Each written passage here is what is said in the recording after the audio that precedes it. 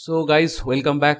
So last day, one of you have asked me, and his name is Pronoy Lahari, and he has asked me about column buckling. He has some confusion. That is, he's actually asking that as per Euler's formula, if the column doesn't buckle due to axial load, then why the Euler formula has been based on the assumption that the load is passing through the axis.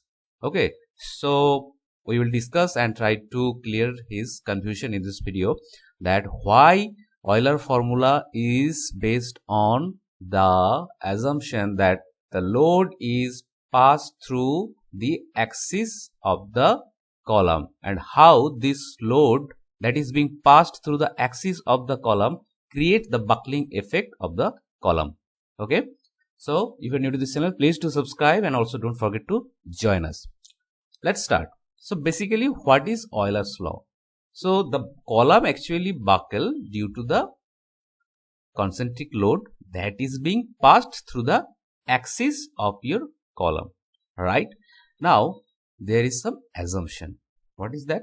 First one is that he is saying, well, if the amount of P that is being applied over any column that is homogeneous and elastic in nature, okay, it will pass through the axis of the column, and then let's say some amount of lateral load is being applied. What will happen?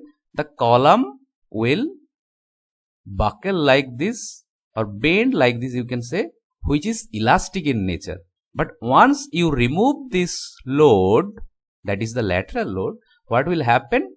Everything will be just like before application of the lateral load. That means again the column will restore its original position. That means again the load is being passed through the axis of the column. So this is not buckling. That is why I am using the word that the column buckle, or rather the column bend elastically, right, once you apply the lateral load. And once you remove this lateral load, it will restore its original position, and it is known as that the column is stable, right? The column is stable under this condition. That means if this geometry and material is maintained and this small amount of compressive load is maintained, in that case even if you apply some amount of lateral load, the column will remain stable.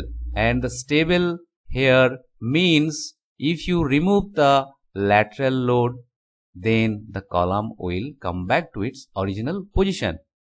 But then comes the problem, and to overcome the problem, the Euler's law has been established. What is the problem?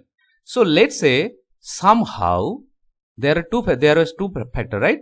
First one was the load that is being applied over the column, and second one was the geometry as well as the material, right? Let's say somehow I increase this load to a certain extent that let's say it's a huge amount of load. Okay, it was not small. So initially the load was small, but now the load is substantially high. Not only that, let's say we have also reduced the cross section of this column. Initially, let's say this was the cross section, now this is the cross section. And also let's say material. Initially this was steel material, now let's say this is simply wood or concrete. So what will happen? From basic sense, without applying any engineering sense, from the basic sense you can say definitely this column is not at all stable now. Stable means if now I apply some amount of lateral load to this column, that means in the second case where the load is very high, also the section is very less, material is also less quality. In that case, even if you apply a slight amount of lateral load, it will bend, which will not be recovered once you remove this lateral load. And then in this condition the load is actually being applied here. So the deformed shape become like this. This is the column where a huge amount of load is being applied, and this column is unable to restore its original position. It is unable. That is why what will happen?